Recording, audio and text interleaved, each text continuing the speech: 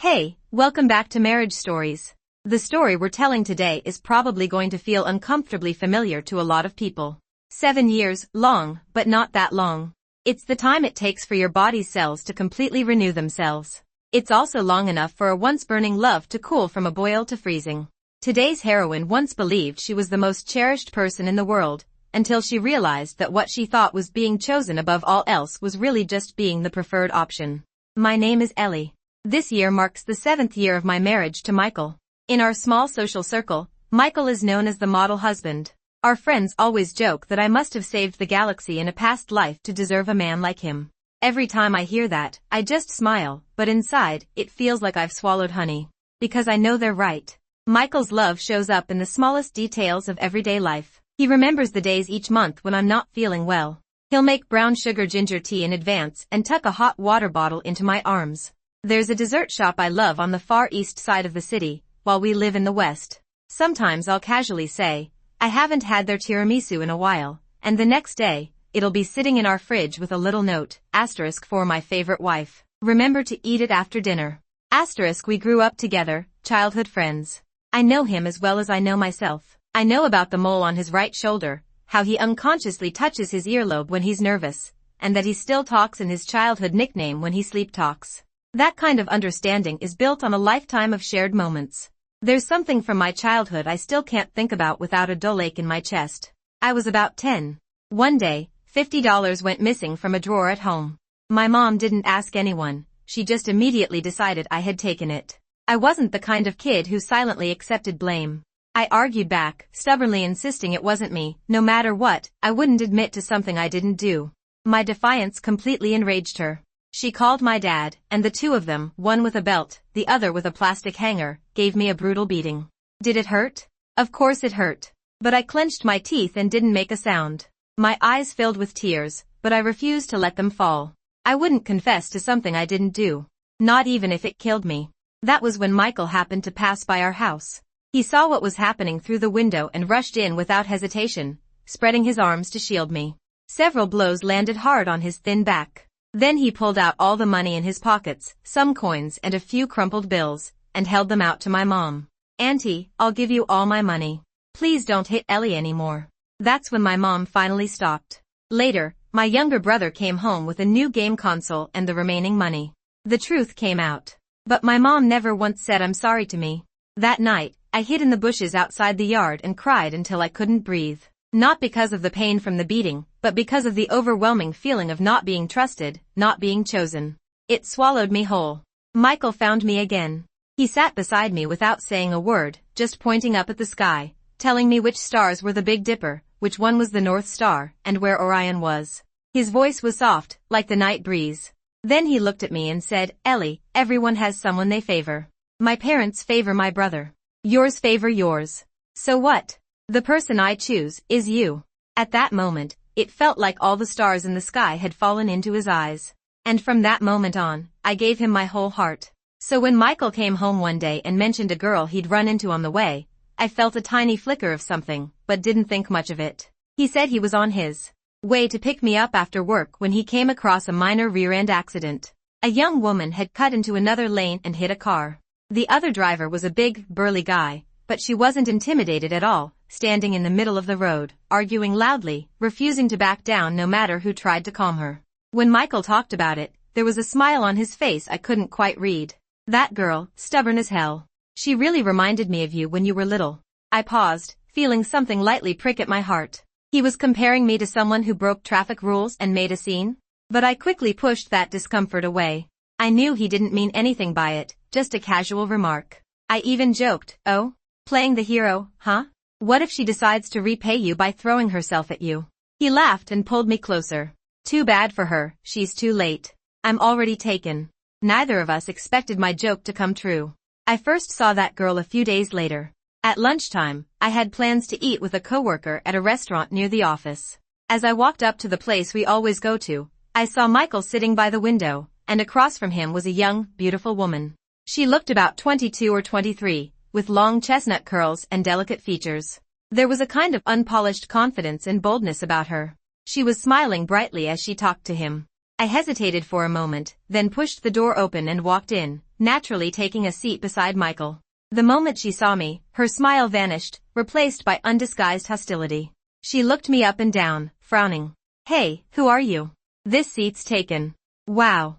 Quite the temper. I raised an eyebrow and ignored her, turning to Michael for an explanation. A flicker of panic crossed his face.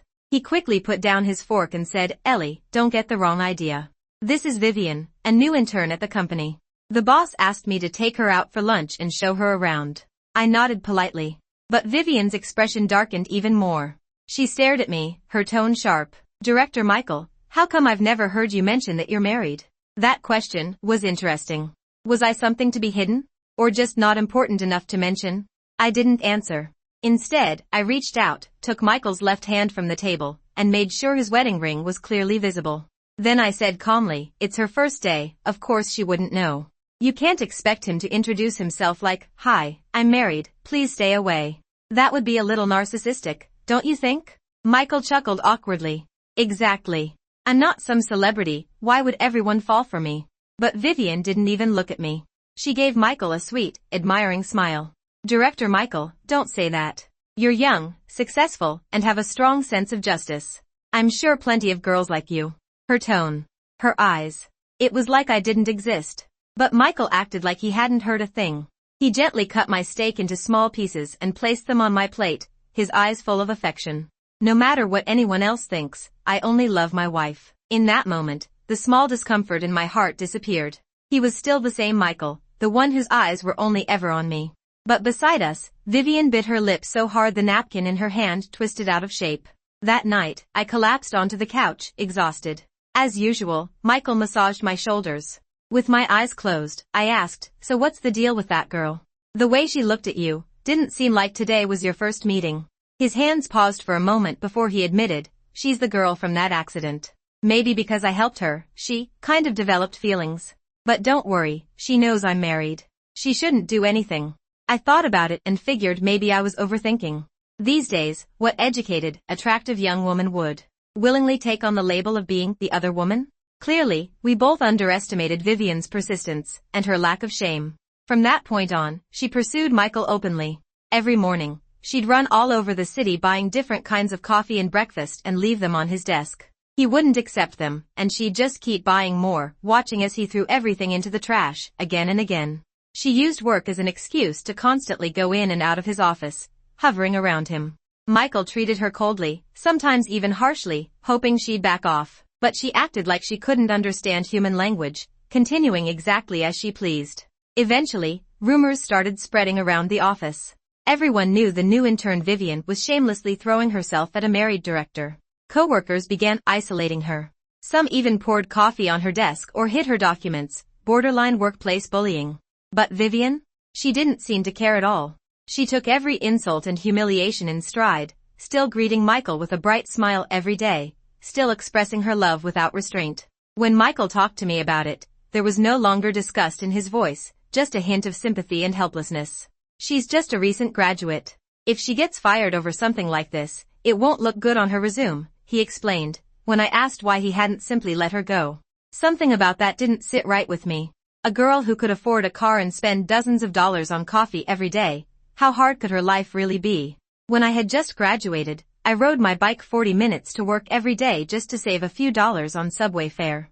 I lived in a cramped basement and ate discounted supermarket meals. If Michael hadn't insisted I move in with him, I would have lived like that for years. But I didn't say anything more. I trusted him. I believed that his love for me was strong enough to withstand any outside temptation.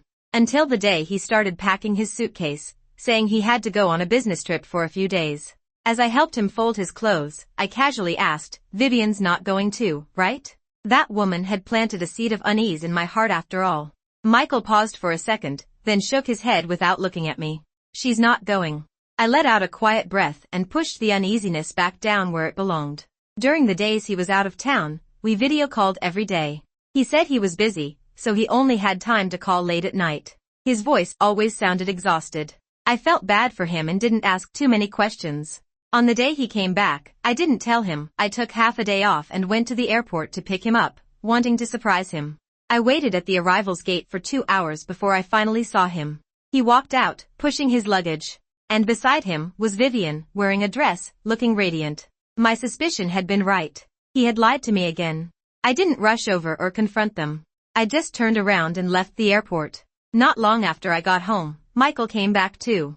When he saw me there, a flicker of guilt and surprise crossed his eyes. "You didn't go to work today?" I answered flatly, taking his suitcase and opening it, hoping that unpacking would calm the storm inside me. But the moment I opened it, I froze. Every piece of clothing inside had been rolled into neat cylinders. Even his underwear and socks were folded in a way I had never used. In that instant, my last line of emotional defense completely collapsed. Sometimes what really hurts isn't the act itself, it's when the person you trust with everything uses lies and deception to carve a wound straight into your heart. I looked up at him, my voice as cold as ice. "Michael, do you have anything you want to explain?" He panicked, completely. He hurried over, trying to grab my hand, but I pulled away. He stumbled over his words. "Ellie, listen to me, it's not what you think. Nothing happened between us, really. The clothes. I'm just bad at folding them," and she insisted on helping. "And I didn't tell you she was going because I was afraid you'd be upset. Afraid you'd overthink it, afraid I'd be upset. Afraid I'd overthink." What a perfect excuse. But he knew I would be upset. He knew I would overthink, and he still did it anyway. What did that mean? It meant my feelings didn't matter as much to him anymore. If the truth causes pain, then lies and deception are just salt rubbed into the wound. I stared at this man in front of me, who suddenly felt like a stranger, my voice trembling. "You went on a business trip together, and you hid it because you were afraid I'd be upset. So if you two had slept together, would you hide that too, for the same reason?" Michael's eyes turned red instantly. He almost shouted, "Ellie, you can yell at me, you can hit me, but you can't question me like that. Yes, we stayed in the same suite, but in separate rooms. Nothing crossed the line, I swear. I've never had those kinds of feelings for her. If anything, it's just sympathy. Just sympathy. The only person I've ever loved is you, only you, from beginning to end. Please, believe me." Believe him? How? The man I had loved for over a decade, the one I thought I'd spend my life with, had just slapped me across the face with his gentlest lie. And now he thought a few soft words could make the pain disappear? Suddenly, I felt exhausted. Not just tired, but drained to my core. I closed my eyes. When I opened them again, there was no emotion left in them. "For now, you should move out. When you've dealt with everything involving Vivian, then you can come back." His expression darkened. He opened his mouth, but in the end, he only said quietly, "Okay. I'll make her resign." Make her resign. I let out a silent, bitter laugh. He was still soft on her. A woman who would chase him to the airport, who would fold his underwear, would she really just quit on her own? Michael moved into a hotel near his office. The very next day after he promised to handle it, Vivian came to find me. She stood downstairs outside my office building, chin raised, looking at me with open provocation. "I just helped him fold some clothes. Was it really necessary for you to make such a big deal out of it and force him to drive me out? Just fold some clothes?" I let out a cold laugh. "You mean a woman folding her husband's underwear?" Vivian smiled calmly, almost smug. "So what? I'm not after his money or anything else. I just want to cook for him, take care of him. I'd even hand wash his underwear for him. I'd have his kids." For a moment, I actually felt nauseous. Trying to talk about morals or boundaries with someone who knowingly chooses to be the other woman, that was my mistake. "If you want to be a free maid, go right ahead," I said, no longer interested in wasting words, and walked past her. Behind me, she shouted angrily, "Ellie, I'm not giving up. He won't love you forever. You two are already living apart. I'll take him from you sooner or later." I paused for a moment, memories flashing back to college. We were on opposite coasts, over 3,000 miles apart. But distance was never a problem. Whenever there was a break, he would work multiple jobs just to afford a plane ticket to see me. To save money, he always took the cheapest red-eye flights. Sometimes, after arriving, he'd sit outside my dorm building all night just so he could see me first thing in the morning. I told him to stay in a hotel, but he refused. "If I save one night's hotel money, that's another ticket to come see you next time. I want to see you as often as I can."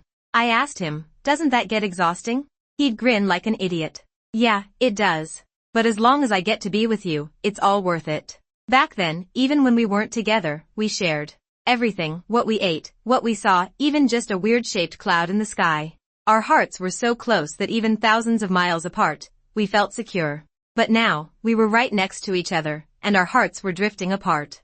If the heart is still there, what does distance matter? If it's gone, what does closeness even mean? Maybe something that can be taken away was never fully mine to begin with. Let time prove everything. With that thought, I took a deep breath and walked forward. In the end, Michael failed to make Vivian resign. But he did transfer her to the front desk. At least she couldn't follow him around like a shadow anymore. He moved back home. But trust is like a sheet of paper. Once it's crumpled, it can never be smoothed out again. If he came home even a few minutes late, I'd instinctively question where he'd been. Even if he said he was working late, I couldn't help but wonder, was she there too? Did they talk? Did she go looking for him again? After being questioned over and over again, Michael finally snapped. He threw his keys onto the table and ran a hand through his hair in frustration. Ellie, what do you want from me? I told you I was just discussing a project with coworkers. Believe it or don't, I don't care. When did you become so unreasonable? Unreasonable. Those 4 words felt like a bucket of ice water poured over my head. Was that how he saw me now? Back when we first moved in together, there was a time I mismeasured the bed and bought sheets that were way too small. I stubbornly insisted, I measured it, it can't be wrong. He nodded seriously. Of course you're right. Ellie is never wrong. If something's wrong, then it must be the bed's fault. I burst out laughing. I admitted I'd measured wrong. Back then, he could tolerate all my stubbornness without question. Why couldn't he now? Maybe it wasn't just him who had changed. Maybe we both had. I had gone from trusting him completely, to being constantly on edge, suspicious of everything. Some things, once changed, can never go back. We fell into a cold war during that time. It just so happened to be Michael's birthday. He texted me saying his coworkers were celebrating with him and he'd be home late. I replied with a single word, okay. I had bought him a gift, a watch he'd always wanted. I wrapped it and placed it on the coffee table, then sat on the couch waiting for him. From 8 p.m. to 2 a.m. From night until dawn. He never came home. Instead, I saw a post from Vivian on social media. In the photo, they were in what looked like a private karaoke room. Michael was smiling as he smeared cake frosting onto Vivian's face. And the way he looked at her, gentle, affectionate, it was exactly how he used to look at me years ago. My heart felt like it was being clenched by an invisible hand, tightening, loosening, tightening again, until I could barely breathe. She really might take him away. And me? What was I supposed to do? I had loved him for over a decade. My entire youth, every joy, every sorrow, was tied to him. If he really left, what would be left of my life? Holding back the tears threatening to spill, my hands trembling, I sent him a message. Where are you? The reply came quickly, of course I'm in my bed. It was Vivian's tone. I stared at the words, my mind going completely blank. A few seconds later, the message was deleted. Then another one came. I drank too much last night and forgot to tell you. I stayed at a hotel near the office. Oh really? Then who sent that first message? I wanted to confront him. I wanted to throw that photo in his face. But in the end, I held back. I just replied, okay. What did you delete just now? Nothing. Just a typo. See? I had gotten used to doubting him. And he had gotten used to lying to me. It felt like countless needles were piercing my heart at once. My blood ran cold. I was so tired, too tired to even breathe properly, too tired to keep pretending. I typed one more line. I saw it. The post. Michael called me immediately. His voice was urgent, soft, coaxing. Ellie, don't overthink it. Vivian's young, she likes to mess around. She was just joking. We were all at the office. Nothing happened. Listening to his voice, he felt like a stranger. My own voice was calm, so calm it scared even me. This is the second time. What? He didn't understand at first. This is the second time you've lied to me, I said, enunciating every word, and it's over the same person. Michael, if there's a third time, we're getting divorced. The line went silent instantly. A long moment passed before he finally spoke, his voice hoarse and trembling with disbelief. Honey, what did you say? You're joking, right? My voice stayed calm. If you don't believe me, you can test it. Michael came rushing back soon after. He reeked of alcohol. His hair was a mess, his eyes were red, and his whole face looked worn down and defeated. He stood in the doorway staring at me, tears slowly welling up in his eyes. Then he walked over, knelt in front of me, and buried his head in my lap like a child who knew he'd done something wrong. Ellie, this is all my fault. I'm sorry. Can we stop fighting? Can we make up? Can we just go back to how things used to be? Like I always had, I gently ran my fingers through his hair. But I still let out a quiet sigh and said slowly, Michael, we can't go back anymore. Flowers may bloom again. People do not get a second youth. What's gone is gone. He jerked his head up, grabbed my hand, and said emotionally, we can. We absolutely can. As long as Vivian is gone, we can go back. Then he pulled me tightly into his arms and whispered in my ear, Ellie, wait for me. Just wait for me. This time, Michael didn't go soft. He spent an entire week going through the company's HR procedures, and in the end, he got Vivian fired. Before she left, Vivian sent me a message. Ellie, don't think you've won. I looked at the message and didn't reply. Had I won? Then why didn't I feel happy at all? Michael, on the other hand, seemed very happy. He believed that once Vivian disappeared, we could go back to the way we were before. He started picking me up from work and taking me home every day again. He'd leave a bouquet of my favorite pink roses on my desk. On weekends, he'd drag me to the grocery store, and we'd cook together in the kitchen, clumsily trying to recreate that old warmth we used to have. I could feel how hard he was trying. He really was making an effort to repair the cracks between us. On my birthday, he gave me a necklace. The pendant was a tiny star, covered in little diamonds. He said, Ellie, I used to show you the stars in the sky.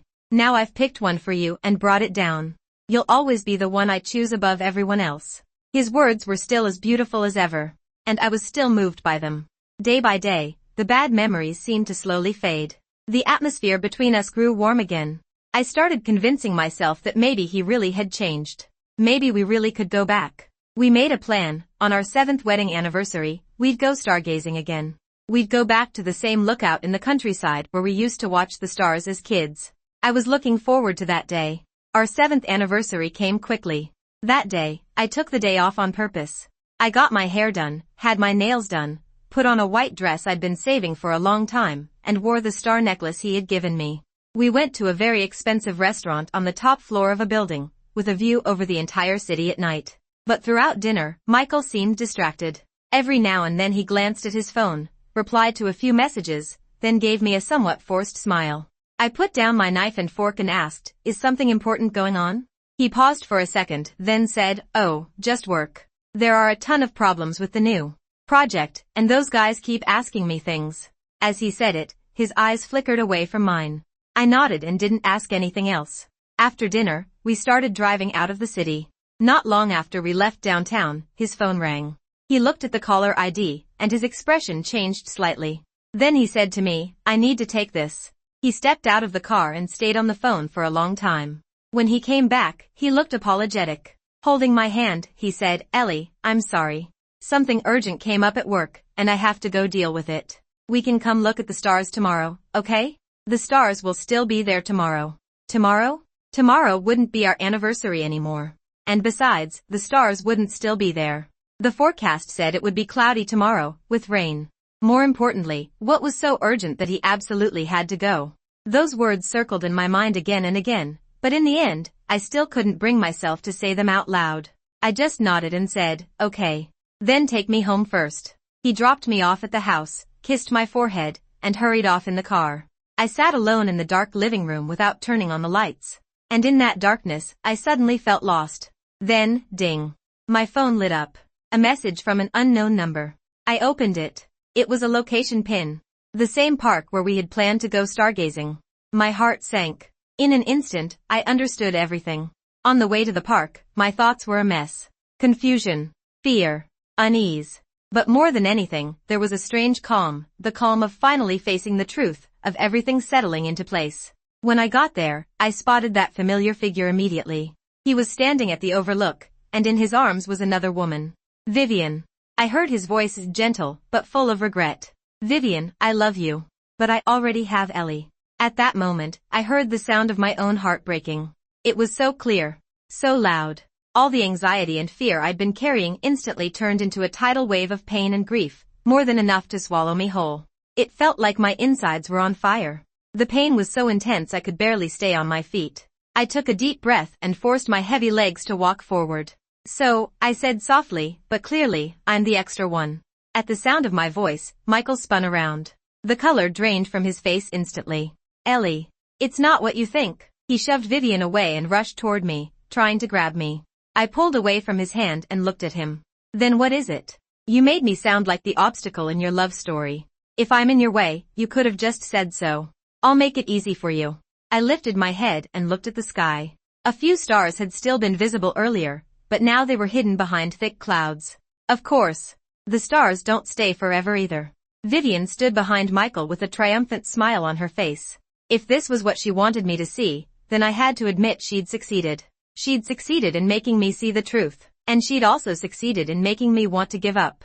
I looked at Michael one last time, then reached up, yanked the star necklace off my neck, and threw it at his feet. Then I turned and got into a cab. Not long after I got home, someone started pounding on the door. Michael had followed me back. He looked exhausted, his eyes red.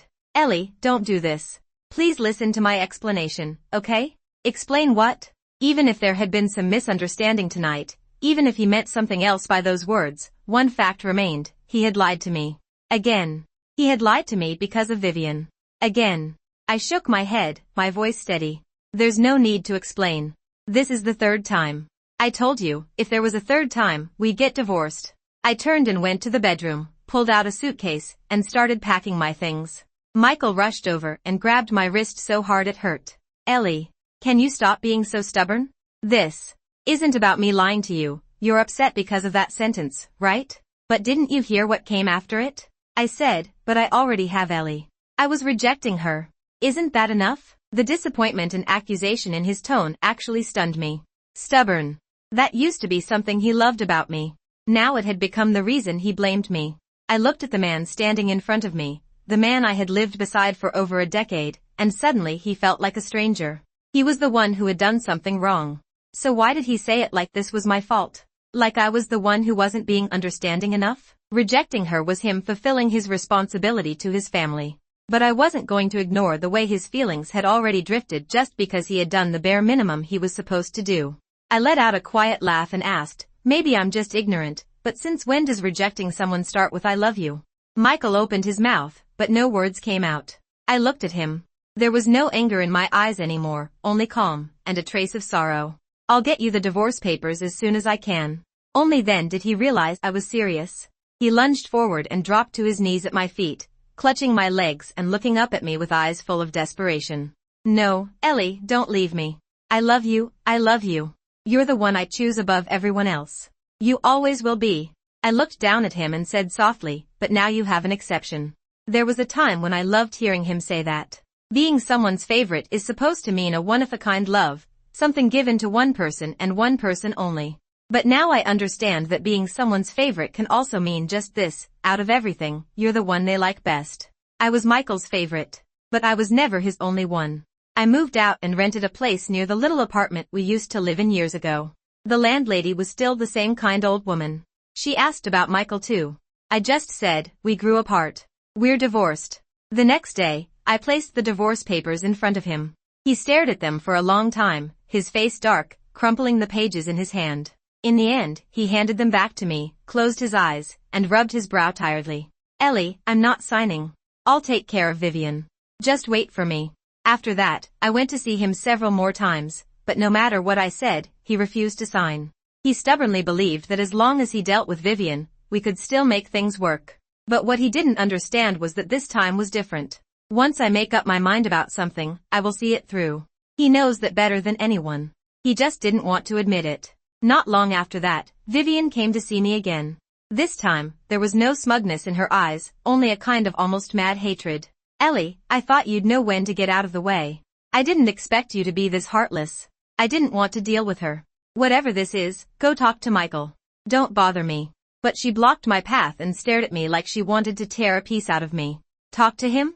Wasn't it your idea to make me get an abortion? I froze. The whole scene felt like some grotesque dream. I looked at her in disbelief. You're pregnant? Obviously. Michael's? When did that happen? Vivian suddenly let out a mocking laugh, sharp and shrill. Drop the act. Didn't you get my message on his birthday? His birthday. Asterisk, of course I'm in my bed. Asterisk, so that wasn't a joke after all. He hadn't lied to me only 3 times. And all at once, it felt absurd. I had believed a man who lied so easily for so long. After what happened last time, I thought you'd finally give up. I can't believe you held on this long, Vivian screamed at me hysterically. Michael loves me now. Why do you insist on clinging to that position? Why won't you even spare my child?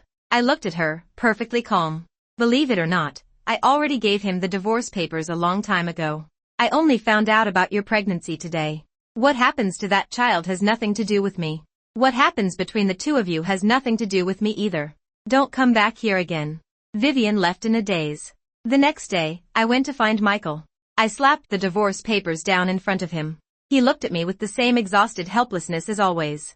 Ellie, didn't we agree you'd wait until I handled everything? What exactly are you handling? I cut him off. The abortion? His face went instantly pale. So you know.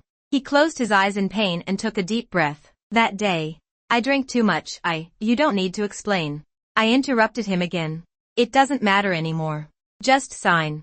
His hand shook as he held the pen. His eyes were full of despair. He looked up at me, his voice hoarse and breaking. Ellie, I really do love you. Please, just give me one more chance, okay? I don't have feelings for her at all. I was just confused for a moment. Even when I told her I loved her that night, I only said it to trick her, so she'd agree to get rid of the baby. What did you say? Vivian's voice came from the doorway. She stood there, stunned, one hand protectively over her stomach, her eyes red. You said you loved me, just to trick me into aborting the baby? The moment Michael saw her, the guilt in his eyes turned into annoyance. What else did you think? You really thought I loved you? If it weren't for you, Ellie and I would never have ended up like this. If you hadn't gotten me drunk, how could you possibly have gotten pregnant? The disbelief on Vivian's face slowly twisted into a smile. At first it was a low, cold laugh. Then it grew louder and louder until it became almost crazed. Ha ha ha ha ha. So now it's all my fault? You and Ellie ending up like this, is that really all on me? If you truly didn't want to drink, do you think I could have forced it down your throat? And that night, when you slept with me, that was your choice too. Do you really think being drunk means you're incapable of doing anything? She stepped toward him, each word like a knife being driven into him. You're just lying to yourself. You don't want to take responsibility, so you're trying to dump all the blame on me. Michael's face went from white to green to red. Finally, humiliated and furious, he stood up and glared at her with open disgust. Are you done making a scene? If you are, then get out.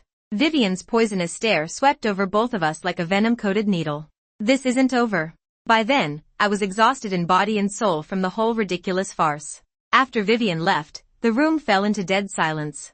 I lowered my eyes and let out a soft sigh. Sign it. Michael looked at me quietly. There were no tears in his eyes, but there was a grief there so thick and heavy it made my chest ache. He asked softly, do you not love me anymore, Ellie? My heart tightened. We grew up together. I was stubborn and competitive. If I did badly on a test, I'd stay up late grinding through practice problems. He would always sit with me, helping me, explaining things, never once complaining that he was tired. After graduation, I got so busy with work that I would skip meals and ruin my stomach. He learned how to cook just to make sure I ate on time. He cut his hands. He got splattered with hot oil. He never complained, he'd still smile and bring the food to me. Every holiday, he carefully prepared a gift. Back when we were students, it was handmade paper stars and knitted scarves. Later, it became luxury gifts. He truly put his heart into it. I believed he loved me. And as for me, through all those years, through every little thing, my love for him had only grown. He wasn't just my lover. He was my family. The person I trusted most in this world. The person I relied on most. So how could I possibly stop loving him just like that? But now, none of it could be undone. Looking at the hope in his eyes, I forced myself to say, in the coldest, calmest voice I could manage, one word at a time, I don't love you anymore, Michael. It was as if all the strength had been drained out of him. He collapsed back into the chair, his eyes hollow with grief. But when I placed the pen in front of him, he still shook his head stubbornly. Ellie, I'm not divorcing you. Then I'll see you in court. I left him with those words and turned to walk out. He stayed there alone, sitting blankly on the floor. From that day on, I started consulting a lawyer and preparing for a divorce lawsuit. The lawyer told me that because he was the one at fault, I could ask for a larger share of the marital assets. I just smiled and said it was fine, he could keep more of it. After all, he'd need money to raise a child. He might not want that child, but Vivian certainly wasn't going to give it up. During that time, Michael kept getting dragged back and forth with Vivian. He grew thinner and thinner, more and more worn out. And yet, even like that, he still came downstairs to my building every day. Sometimes he stayed for an hour. Sometimes until sunrise. Every morning when I opened my door, I'd find a folded paper star outside. I opened a few out of curiosity. One said, Day 35 of Ellie being mad. Michael is a huge idiot. Please forgive me, Lady Ellie. The next day said, Day 36 of Ellie being mad. Michael is an even bigger idiot. Please talk to me, Lady Ellie.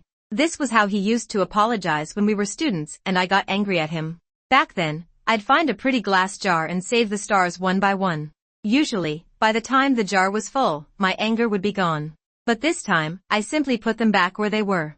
The paper stars piled up outside my door. The old janitor who cleaned the hallway thought they were trash some child had tossed there, so he swept them into a garbage bag along with some empty cardboard boxes and scrap paper. Michael happened to show up right then. The moment he saw it, he rushed over like he'd lost his mind, snatched the garbage bag away, dumped everything onto the floor, and threw himself into the pile, frantically digging through it. The janitor jumped in alarm and hurried over. Son, what are you looking for? Did you lose something valuable?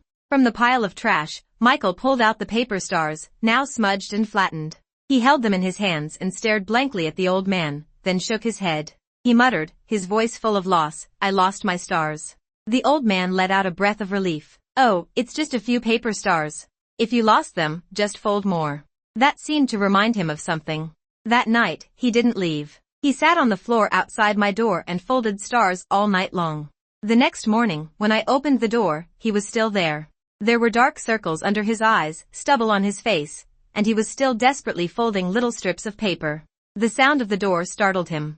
The paper strip in his hand snapped with a sharp crack. Flustered, he hid the broken strip behind his back and looked at me helplessly, like a child who'd done something wrong. Ellie, just wait a little longer.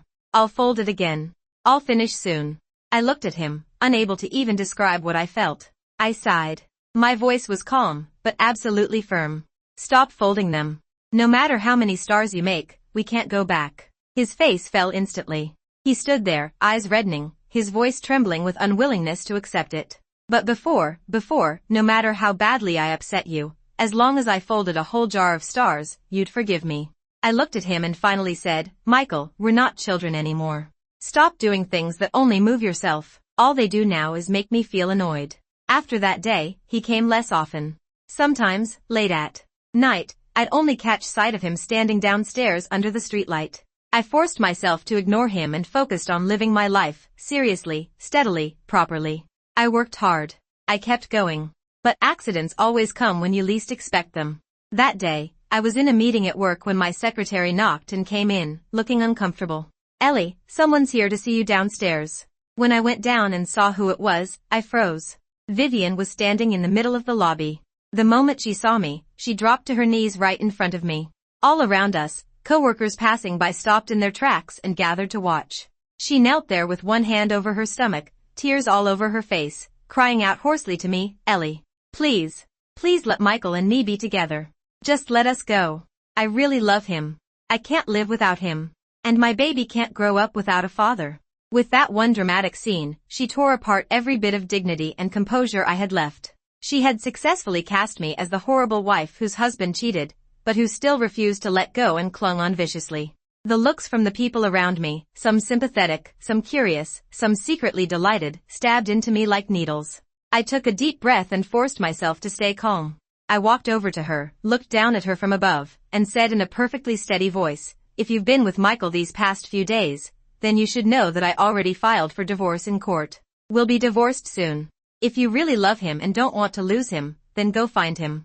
Or do you want me to call him for you? Her eyes flickered. I knew Michael had been ignoring her lately. Before she could say anything, I took out my phone and called him. He picked up almost instantly. Hello, Ellie? His voice was careful, but there was a trace of surprise and hope in it. I paused for a second, then said coldly, come to my office. She's here. A little over 10 minutes later, Michael arrived. By then, even more people had gathered to watch.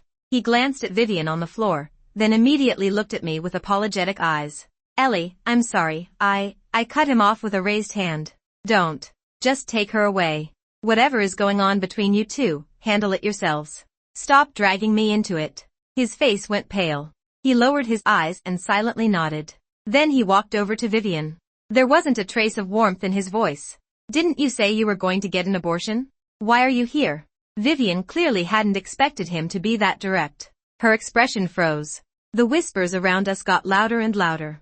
So she's the mistress, how shameless, and she even came here to make a scene. Those voices rose like a tide and drowned her. For the first time, she looked shaken. I can't bear to give up the baby, but Michael showed no sympathy at all. His voice was as cold as ice. If you can't bear to give up the baby, then come find me. I'm the scumbag here. I'm the one who told you to abort it. I'm the one who doesn't want this child. So why are you here? Putting on a show to win sympathy? Know your place. You're the mistress. Do you really think anyone is going to sympathize with a mistress? The only person I have ever loved is Ellie. Even if she divorces me, I will never be with you. I looked at him, and hearing that dramatic declaration of love stirred absolutely nothing in me. If this had been his attitude from the beginning, how could we possibly have ended up here? Vivian's face turned whiter and whiter. Her head lowered. Her fists clenched tighter and tighter. The hatred in her eyes grew darker. Then she slowly got to her feet, a strange smile spreading across her face, one so eerie it made people shiver. She started walking toward the floor-to-ceiling window on one side of the lobby. Then she grabbed a chair nearby and smashed it into the glass with all her strength. Crash! The huge window shattered onto the floor. Glass flew everywhere, and icy wind came roaring in. Everyone screamed and stumbled backward in fear. Michael's face changed too. He shouted at her, "Vivian, what are you doing now?" She stood in front of the broken window, the cold wind whipping her hair around.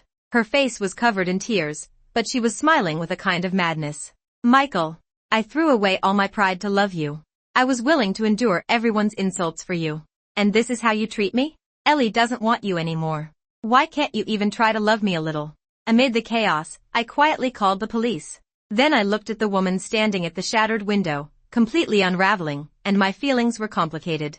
Did I hate her? Of course I had. But now, at this point, all I seemed to feel for her was pity. Faced with Vivian's desperate question, Michael said nothing. And his silence was the clearest answer of all. Vivian let out a bitter laugh and leaned back slightly, closer to the broken window. Then she screamed, "So what if you don't love me? I'll make sure you remember me for the rest of your life." Seeing that she had truly lost control, Michael was finally cornered into shouting, "I'll marry you. I'll marry you, okay?" The moment he said it, it was like his soul had been hollowed out. He dropped to his knees with a thud, eyes empty, face numb. I watched it all calmly, as if the ending had been written from the very beginning. In the end, Michael gave in. He finally agreed to the divorce. And he left almost all of the property to me. The day we went to finalize everything, he said only one thing to me. "Ellie, I'm sorry. From now on, I won't let her bother you again." After that, I never saw either of them again. I threw myself into work, using busyness to fill every empty space. A few months later, I got promoted and transferred to headquarters in another city. Before I left, while I was packing up, one of my coworkers couldn't help telling me what had happened to them. Vivian lost the baby after all. During one of their violent fights, she miscarried. They never got married, but they couldn't separate either.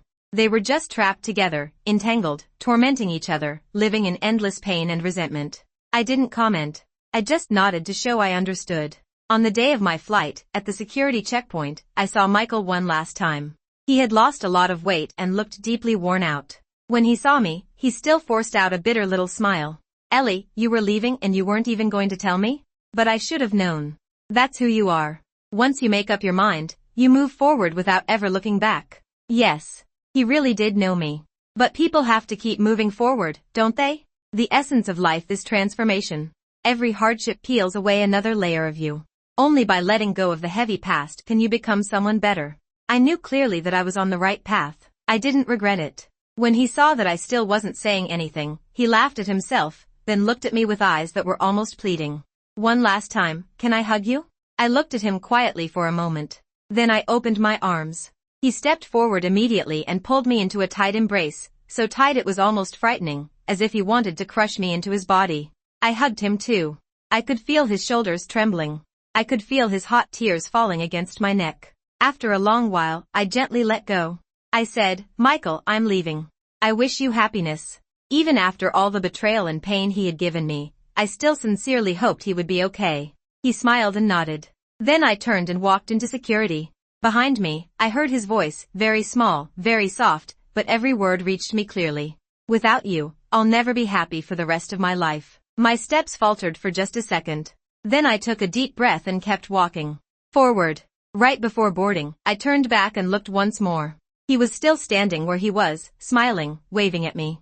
And for a moment, I thought I saw the boy from many years ago, the boy running toward me with determined eyes and a bright smile, saying, "Ellie, let's go look at the stars." For a second, I was dazed. That fierce love we had when we were young, how intoxicating it was.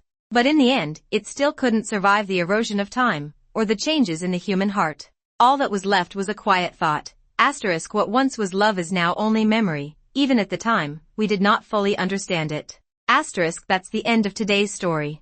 This is my channel, Marriage is Not the End. And don't forget, no matter what you've been through, you always have the courage to start over. See you next time.